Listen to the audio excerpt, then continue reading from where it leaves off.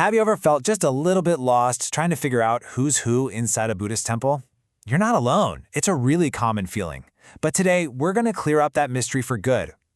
We're going to dive into the key differences between the major figures you'll see, and trust me, it'll make your next visit so much more meaningful.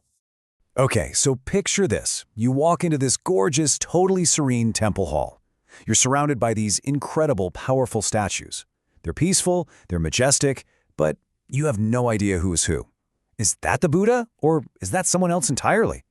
Well, stick with me, because by the end of this, you'll be able to tell them apart like a pro. All right, so the very first step in telling these figures apart is to understand their, let's call it their job description. You see, most of the figures you'll encounter fall into one of two main categories, and it's all defined by where they are on their spiritual journey. So first up, we've got the Buddha. A Buddha is a being who has reached the finish line. They've done it. They've attained complete, perfect enlightenment. Their personal journey, their own spiritual path, is totally finished. They are the ultimate teachers of truth. And then we have the Bodhisattva. Now this is where it gets really interesting. A Bodhisattva is also incredibly enlightened, like right on the very edge of becoming a Buddha themselves. But they make this profound, compassionate choice. They decide to hit pause on their own final step into enlightenment so they can stay right here in the world and help every single other suffering being find their way first. They're the ultimate guides, the ultimate helpers. I love this analogy. It makes it so clear. Think of it like this. A Buddha is the university's most distinguished professor emeritus. They're the master. They've achieved it all, written all the books.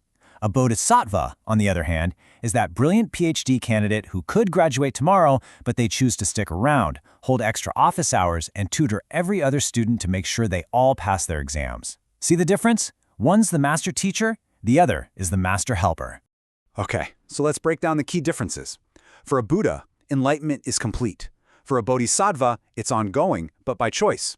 A Buddha's primary role is to teach the truth. A Bodhisattva's is to actively save beings from suffering. And here's your big visual clue, the practical cheat sheet. Buddhas are almost always shown in very simple robes, with no crown. Bodhisattvas, though, because they're still connected to the world, they often wear an ornate crown and beautiful jewelry. That's your easiest tell right there. All right, now that we've got the basics down, let's meet some of the headliners. These are some of the most common Buddhas you're probably going to see when you walk into the main hall of a temple. First, and you could say most importantly, is Shakyamuni Buddha. If you only know one Buddha, it's probably this one. He is the historical Buddha, the man, the prince who actually lived and founded this entire spiritual tradition, the OG.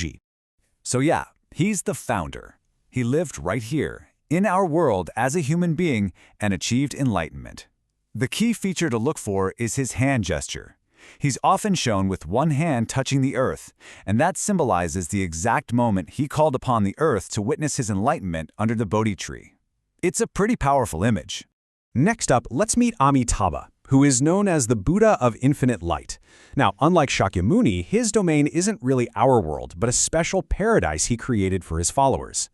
Amitabha's whole deal is the Western paradise, which is also called the Pure Land. It's said that through faith in him, beings can be reborn into this incredible realm of peace, a place completely free from suffering. So he really represents this profound sense of hope and salvation.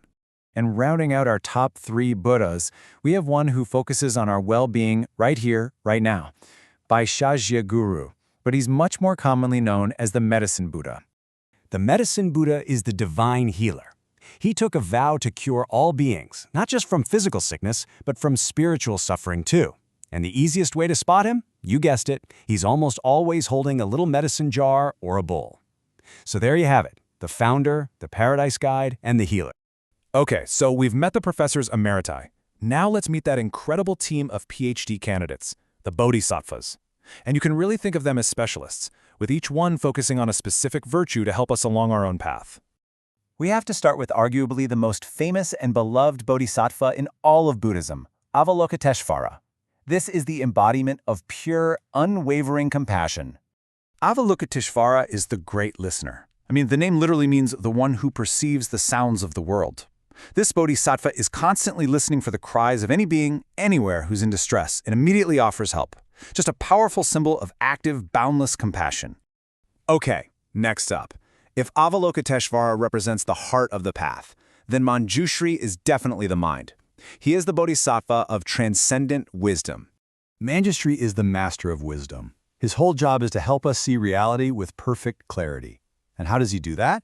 Well, you can often spot him because he carries this amazing flaming sword. But it's not for fighting. He uses it to slice right through the fog of our own ignorance and confusion.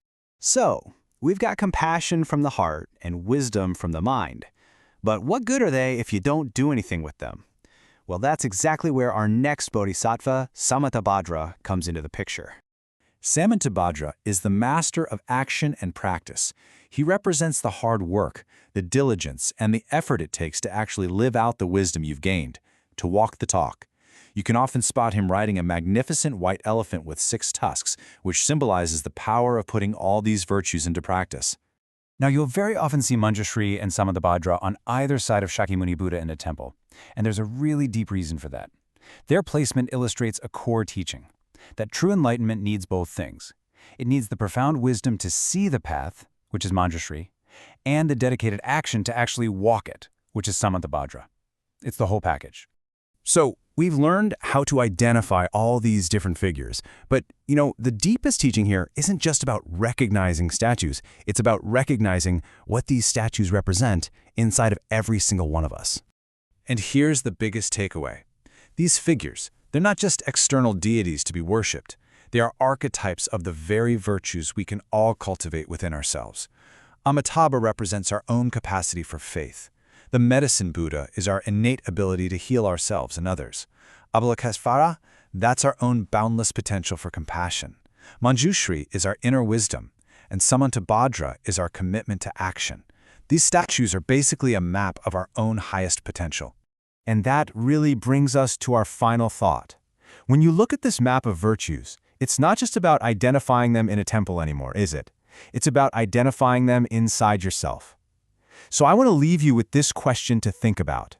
Which of these qualities, the clear wisdom of Manjushri, the boundless compassion of Avalokiteshvara, or the dedicated action of Samantabhadra, which one do you feel you need to cultivate the most in your own life right now?